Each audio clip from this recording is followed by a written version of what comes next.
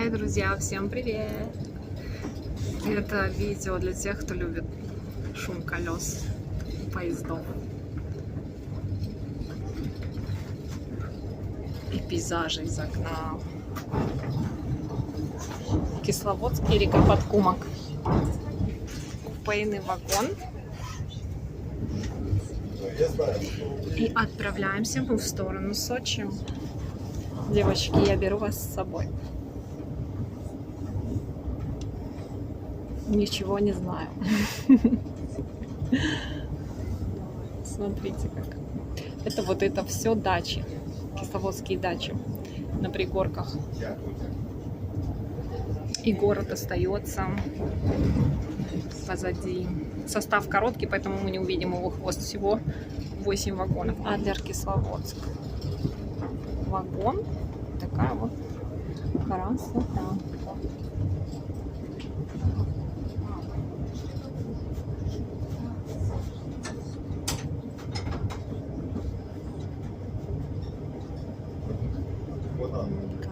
Ну, погода, жара у нас стоит отличная погодка. Но в Сочи еще жарче. Ну, говорят, в самый раз. Проводники говорят, раньше было 45 в августе градусов, сейчас около 30, и это замечательно. Вот так вот. Поездная романтика. Слава богу, нету этих ковров или сборников. Самовар с кипятком и все остальное. Там дальше там.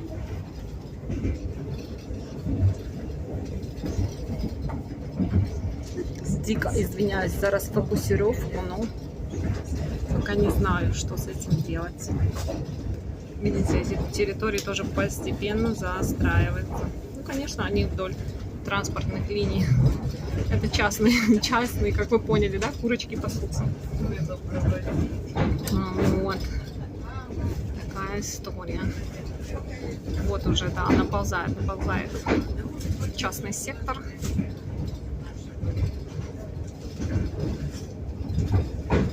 Это тоже. Мы едем за дами, тут огороды, палисадники.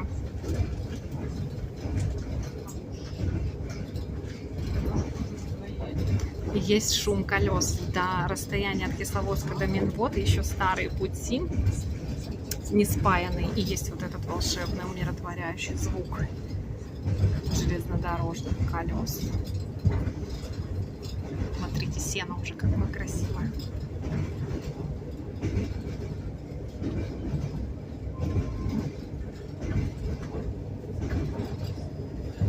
О, старый автобус. Что только не увидишь на задворках частной жизни. Так, фокус, приди к нам, пожалуйста. Наверное, на что-то ближнее. Так, фокусируюсь, перевожу.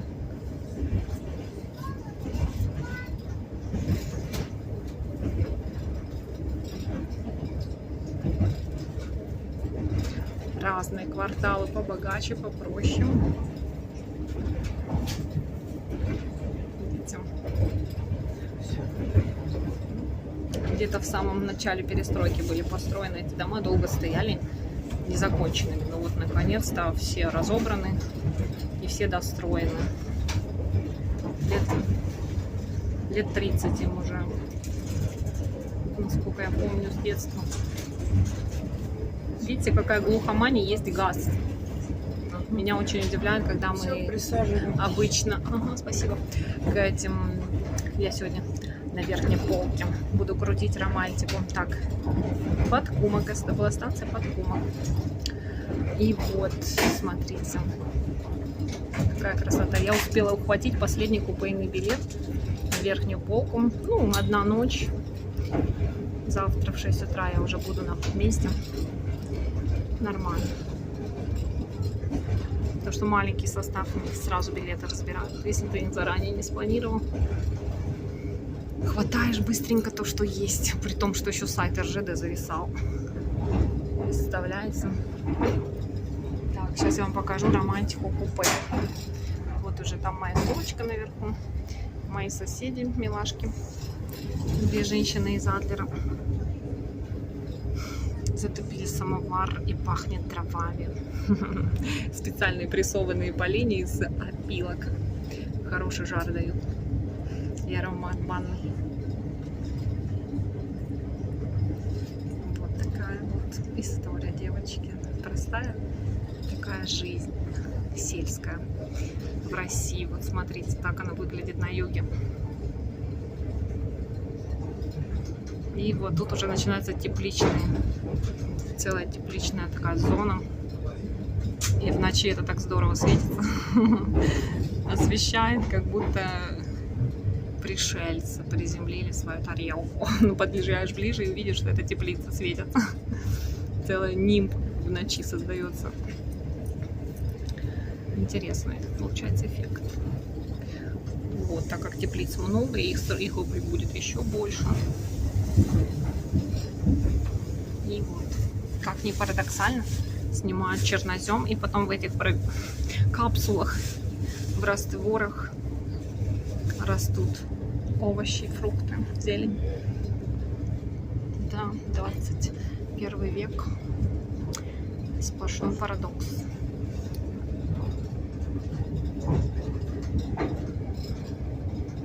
Кто-то хотел, чтобы я реку сняла, но это будет попозже. Наверное, когда вот хотя бы видно, как простые горные речки, они еще мелкие. Такая вот история.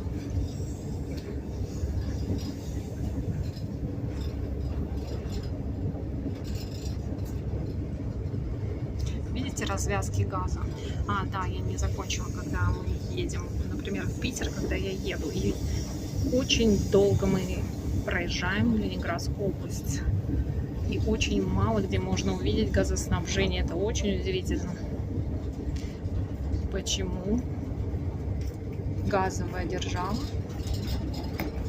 не снабжает газом население в первую очередь? Так, девочки, дальше пейзаж продолжается. Горы немножко выше. Мы приближаемся. Там следующая станция Ессентуки, потом Пятигорск. Предгорье. Эта местность называется Предгорье. И район, кстати, предгорный. Самый большой, вот если из районов, на территории России самый большой район, необъятный. Такая вот фишка. Вау, опять мы в чью-то частную жизнь заглядываем. Интересно, да? Да, так, вот, видите, газ. Но знаете, инициаторами газопроводности, как вдоль улицы, всегда являются сами люди.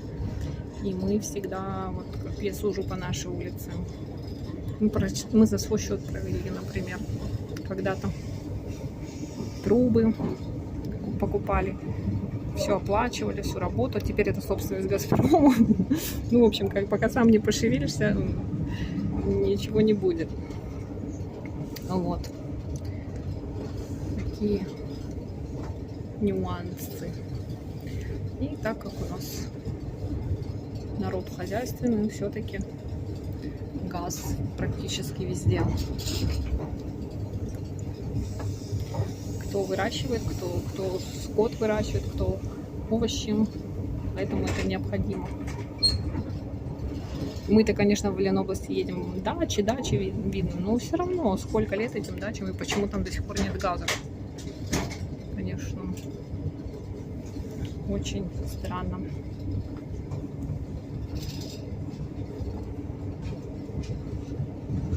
Такая вот. Это акации уже пожелтели их стручки. Пыль стоит столбом.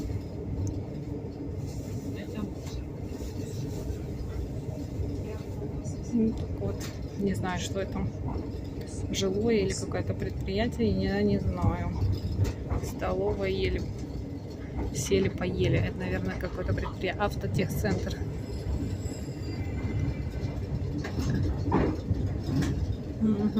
Это мы уже приближаемся, въезжаем в Ессентуки. Я вам в прошлый раз до конца не сняла свой маршрут, вот теперь из другого конца снимаю в обратную.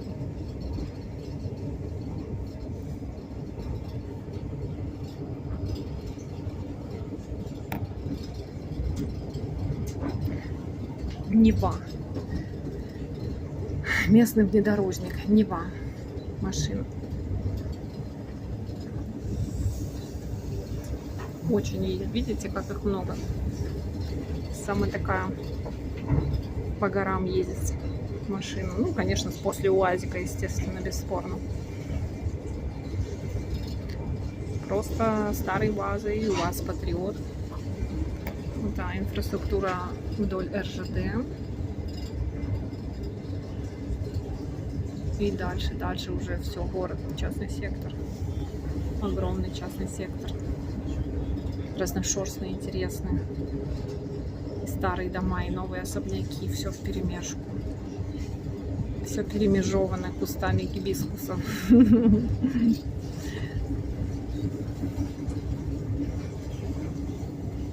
Не так вот.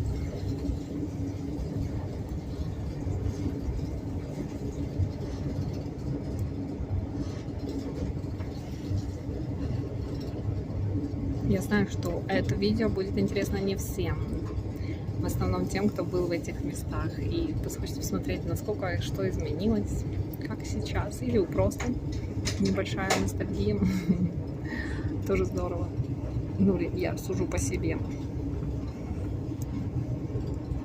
Было бы всегда интересно вернуться и посмотреть, как сейчас, в тех местах, где тебе однажды было хорошо.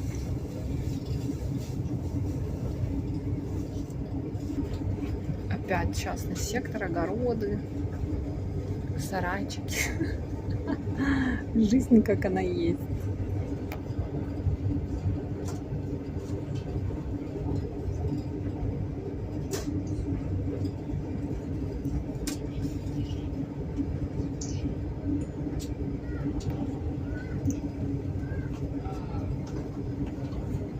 Изнанка, сказать, да?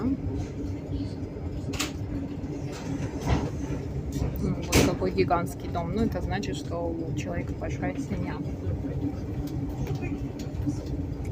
Хотя в большой семье всегда возникает вопрос потом, кому этот гигантский дом достанется, как правило.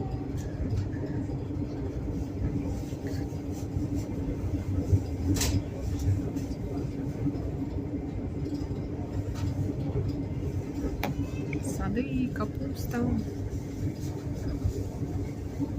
Ой, опять потеряла фокус, девочки, простите меня, подлеца. Так, ловим. Угу.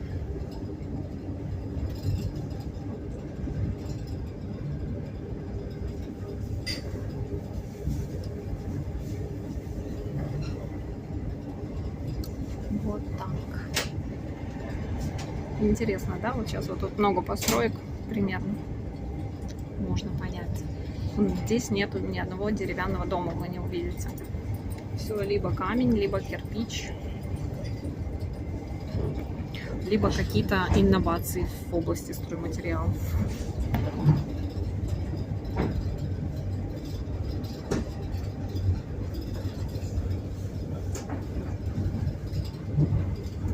И вот уже старые спальные районы, старые панельки.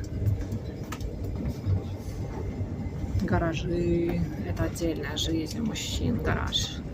Отдельная история. Это вдохновение души. У каждого русского мужчины должен быть гараж. И небольшие тайны, которые там обсуждаются с друзьями. Пивко, вобла, разговоры за жизнь. За рыбалку, там снасти, удочки, колеса.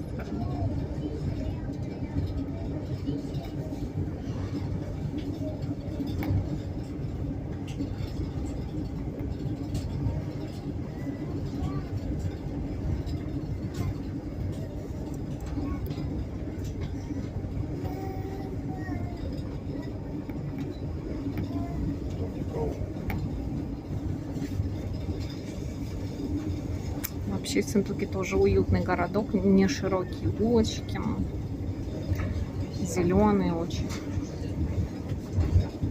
Видите, как много растительности. Везде, где только пробивается зернышко, обязательно растет дерево.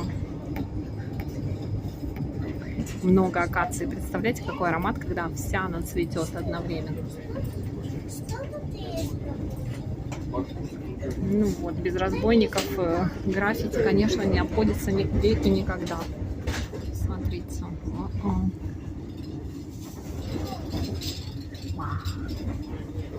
Тут старые постройки, некоторые, которые к РЖД относились, склады, конторы, на старый манер построенные. Я люблю эти здания, они добавляют атмосферности, когда ты путешествуешь. И вот мы приезжаем в Ессентуки вокзал. А вот это прям вот санаторий возле РЖД, я не знаю. Наверное, здесь усиленные стеклопакеты. Вот, друзья мои, долина Нарзанов санаторий. Может, кто-то здесь и отдыхал. Расскажите, вас беспокоил шум колес или наоборот? Это было особенной изюминкой. Вот так. Я очень рада, у меня попутчицы 2 женщины. Никаких младенцев, колясок. О, только что. Господи, не дай мне сглазить. Ой, в другом конце вагона. Спасибо, Вселенной. Вот так, девочки. Это вокзал Ессентуки. Он такой немного ретро. Вот такой тен. Раньше это были самовары, реально. А сейчас это вот такая продвинутая штука. От электричества и от дров на запасной вариант. Вот здесь кипяток и внизу холодная вода. Это рабочая зона проводницы. Девочки, вот погода. Погода супер, теплый ветер, но мы вышли с другой стороны вокзала. Вокзал я вам не смогу показать подробно. На этом я с вами на сегодня прощаюсь. Пока-пока.